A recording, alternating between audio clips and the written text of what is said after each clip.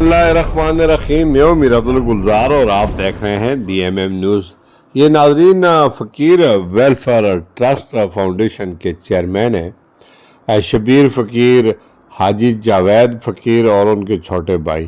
یہ آج بستی گلزار جامع ملک پور تشریف لائے اور انہوں نے وہاں پر میر افضل گلزار سے ملاقات کی اور ان کے چھوٹے بھائی شیر افضل گلزار کی وفات پر ان کی روح کو ایصال ثواب کے لیے فاتحہ خوانی کرتے ہوئے کہا کہ اللہ پاک کا مرحوم کو جنت الفردوس میں اعلیٰ مقام عطا فرمائے اور پسماندگان کو صبر جمیل دے۔ انہوں نے کچھ وقت بستی گلزار میں گزارا اور وہاں پر وہ